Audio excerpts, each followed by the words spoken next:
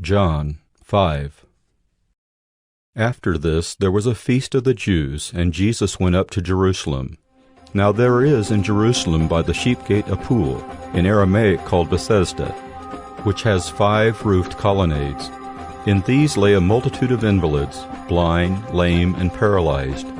One man was there who had been an invalid for 38 years. When Jesus saw him lying there, and knew that he had already been there a long time, he said to him, "Do you want to be healed?"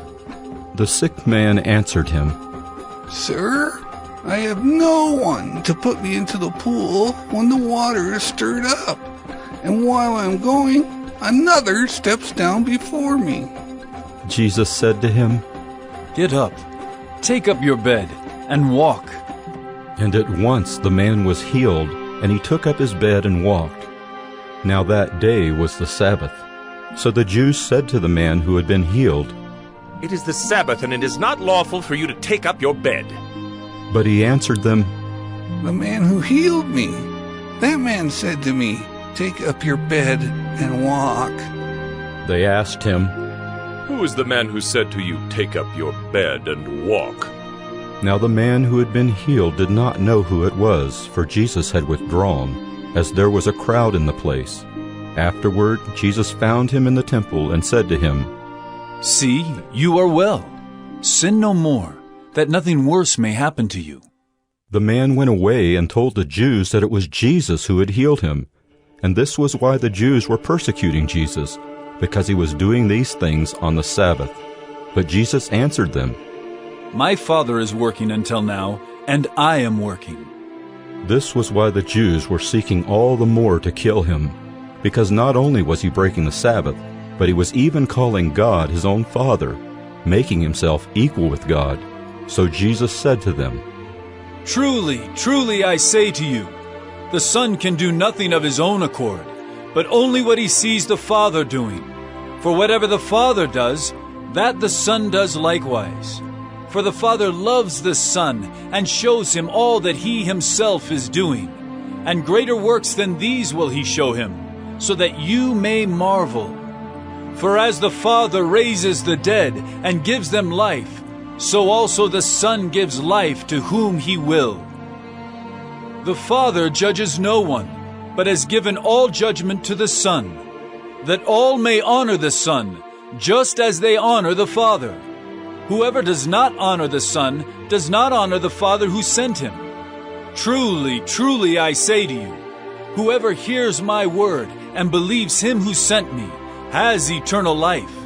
He does not come into judgment, but has passed from death to life.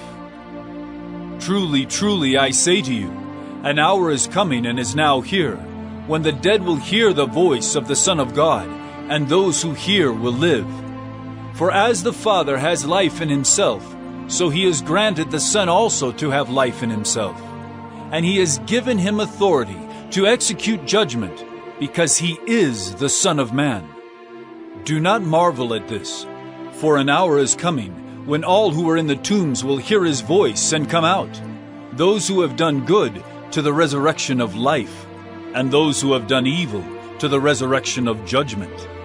I can do nothing on my own. As I hear, I judge, and my judgment is just, because I seek not my own will, but the will of him who sent me. If I alone bear witness about myself, my testimony is not deemed true.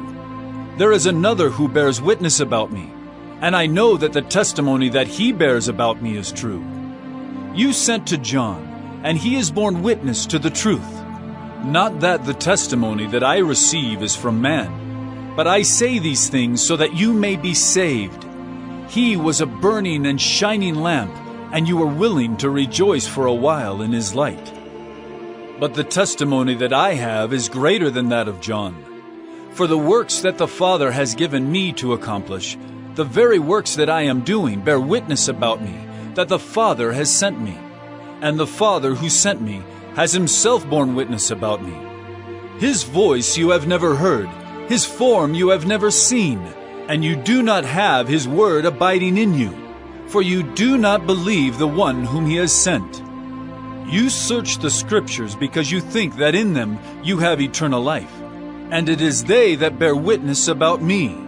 Yet you refuse to come to me, that you may have life. I do not receive glory from people, but I know that you do not have the love of God within you. I have come in my Father's name, and you do not receive me. If another comes in his own name, you will receive him. How can you believe when you receive glory from one another and do not seek the glory that comes from the only God? Do not think that I will accuse you to the Father. There is one who accuses you, Moses, on whom you have set your hope. For if you believed Moses, you would believe me, for he wrote of me. But if you do not believe his writings, how will you believe my words?